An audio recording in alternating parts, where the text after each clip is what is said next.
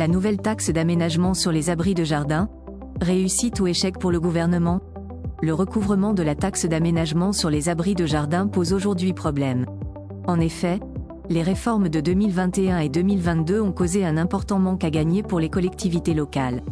Les retards se sont accumulés, la collecte des impôts devenue plus complexe, et les équipes en charge de la gestion en sous-effectif. Voici les détails. La taxe d'aménagement sur les abris de jardin, de quoi il s'agit? Souvent confondue avec la taxe foncière, cette nouvelle taxe est due pour toute construction ou aménagement de plus de 5 mètres carrés. Elle concerne donc les travaux qui exigent une autorisation d'urbanisme comme un permis de construire, un permis d'aménager ou une déclaration préalable des travaux.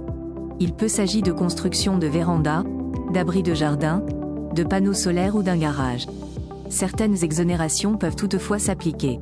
Il faut savoir que cette taxe n'est perçue qu'une seule fois au moment de la construction, mais la formule de son calcul progresse régulièrement. Si elle a été augmentée de 8% en 2023, elle a encore subi une revalorisation de 3,4% en 2024. Pour calculer son montant, la formule se base sur une valeur taxable par mètre carré, multipliée par la surface de la construction.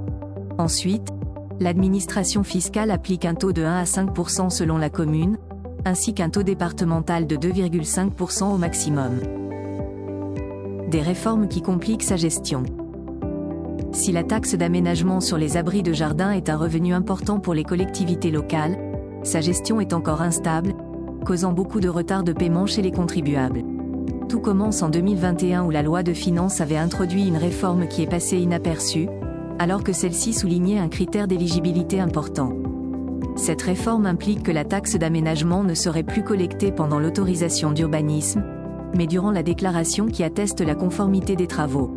Un changement que non seulement beaucoup de contribuables n'ont pas compris, mais qui vient également impacter sur le calendrier de recouvrement. Autre modification qui a perturbé le recouvrement, la gestion de la taxe qui a été transférée vers les services fonciers de la Direction générale des finances publiques en 2022. Frédéric Scalbert, secrétaire du Bureau national de la CGT Finances publiques, affirme que ce changement manquait de préparation, causant un nombre insuffisant d'agents transférés. La DGFiP est donc en sous-effectif. Des bugs sur le module GMBI. L'outil GMBI, gestion de mes biens immobiliers, est utilisé par les contribuables pour déclarer toutes les caractéristiques des travaux qu'ils souhaitent réaliser, pour ainsi s'acquitter de la taxe d'aménagement. Mais la plateforme présenterait des erreurs. Par exemple, si un particulier vient à confondre une piscine à un aménagement extérieur, et non une construction, celle-ci ne sera pas taxable. Des erreurs qui peuvent coûter très cher, car en décembre 2023, seulement 1532 avis ont été envoyés, sur 500 000 projets de construction.